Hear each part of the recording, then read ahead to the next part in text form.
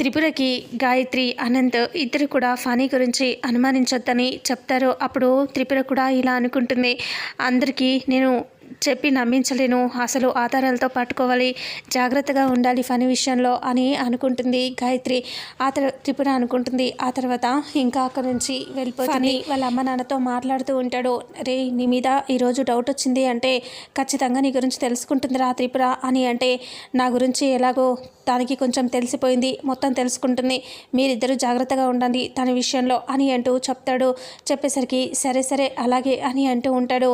ఆ తర్వాత నేను ఏం చేయాలో అది మొత్తం తెలుసుకునే లోపు దాన్ని లేపేస్తాను అని అంటాడు ఫనీ. ఆ తర్వాత త్రిపుర కూర్చొని బాధపడుతూ సీరియస్గా కూర్చొని ఆలోచిస్తూ ఉంటుంది. ఇక అప్పుడే ఇలా అంటూ ఉంటాడు బాల, ఏంటి సుందరి నాతో మాట్లాడవా అంటే, నువ్వు ఇలా చేసావు అంటే నీకు హోంవర్క్ చేయించను, నీతో నేను మాట్లాడను అని అంటూ తిడుతూ ఉంటుంది త్రిపుర.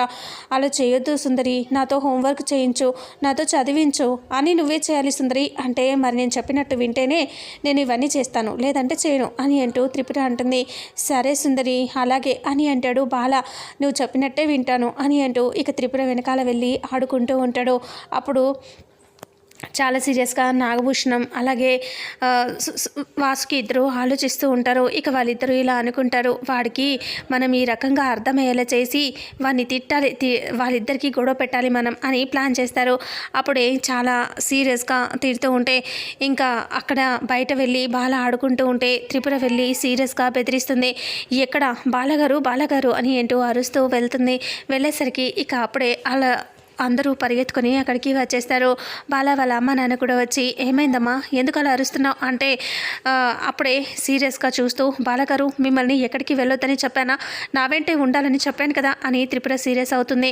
ఎందుకమ్మా అలా తిడుతున్నావు అని వాళ్ళ అత్తయ్య అడిగితే, అది ఏం లేదు అత్తయ్య, నిన్ననే ఎలా జరిగిందో చూశారు కదా, అందుకే కొంచెం జాగ్రత్తగా ఉండాలని, ఆయన భయంతో ఉండాలని అలా తిడుతున్నాను అత్తయ్య అంతే అని అంటూ చెప్తుంది.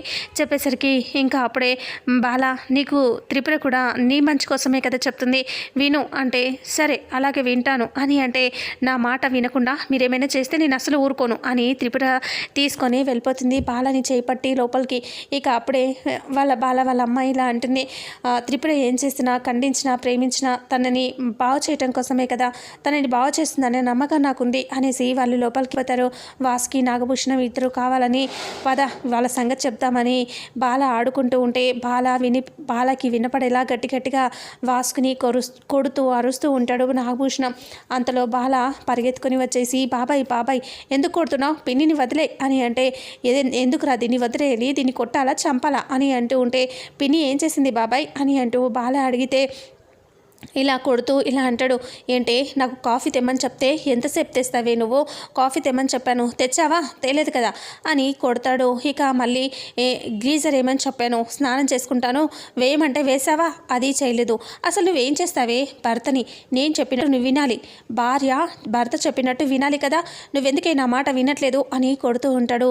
అప్పుడే బాల ఆలోచిస్తూ, భర్తకి భార్య భయపడి చెప్పినట్టు వినాలన్నమాట బాబాయ్, ఇప్పుడు భర్త చెప్పినట్టు వినాలా అంటే, అవునరా ఇది నా పెళ్ళం, ఇది నేను చెప్పినట్టు వినకుండా అది చెప్పినట్టు నేనెందుకు వినాలిరా, ఇది నేను చెప్పినప్పుడు పని చేయాలి కదా, చేయనందుకే కొడుతున్నాను అని మళ్ళీ చెప్పి కొడుతూ ఉంటాడు.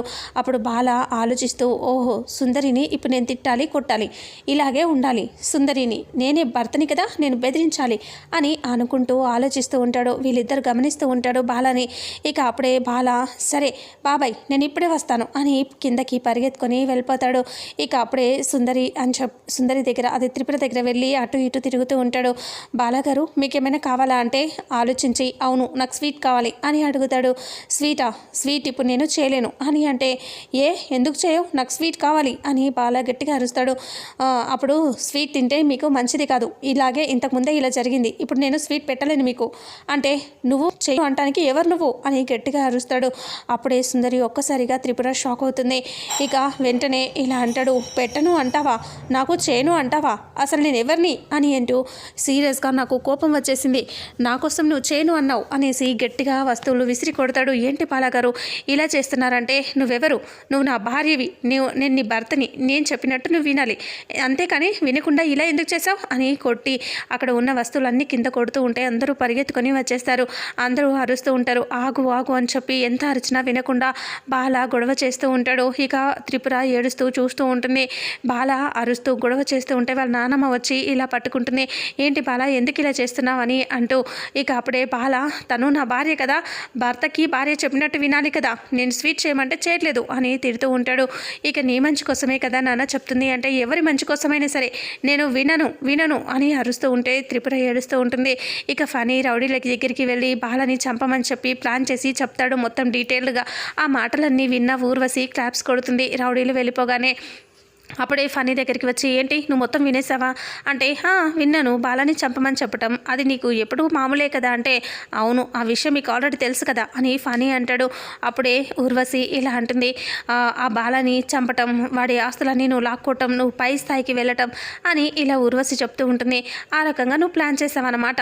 అయితే ఆ పెన్ కెమెరాలో ఇవన్నీ ఉన్నాయి కదా అంటే అవును ఆ పెన్ కెమెరా మీ దగ్గరే ఉంది కదా ఇచ్చేస్తావా అంటే ఇస్తాను, కానీ నువ్వు ఒకటి చేయాలి అంటే ఏం చేయాలి అని ఫనీ అడిగితే నేను చెప్పినట్టు చేసావు అంటే ఖచ్చితంగా నీ పెన్ కెమెరా నీకు ఇచ్చేస్తా అంటే ఏంటో చెప్పు ఏం చేయమన్నా చేస్తాను అంటే నువ్వు నాకు కావాలి, నువ్వు నన్ను పెళ్లి చేసుకోవాలి అని ఊర్వశి అంటుంది. ఒక్కసారిగా ఫనీ షాక్. ఏంటి పెళ్లి చేసుకోవాలా అని అంటే నువ్వు పెళ్లి చేసుకోవాలి, అందుకే ఆ తర్వాత నీకు పెన్ కెమెరా ఇస్తాను, నీకు ఫుల్ సపోర్ట్గా ఉంటాను, బాల చచ్చిపోతాడు, ఆ త్రిపుర చేస్తుంది, నువ్వు ఒక్కడివి ఉంటే చేయలేవు, నేను ఉన్నాను అంటే మా అక్కని నేను లేపేయచ్చు అని అంటూ బాగా ఆలోచించుకొని నాకు మళ్ళీ ఫోన్ చేసి చెప్పు అని చెప్పి వెళ్ళిపోతుంది ఊర్వశి. ఇక అప్పుడే ఫనీ కూడా ఆలోచిస్తూ ఉంటాడు. అవును ఊర్వశి చెప్పింది కూడా కరెక్టే కదా, ఊర్వశి చెప్పినట్టు తనని చేసుకుంటే ఈ ప్రాబ్లమ్స్ అన్నీ పోతాయి అని అనుకుంటూ ఆలోచిస్తూ ఉంటాడు ఫనీ. ఇంట్లో ఏమో గొడవ చేస్తూ ఉంటాడు బాల. ఇక త్రిపుర ఏడుస్తూ ఉంటుంది.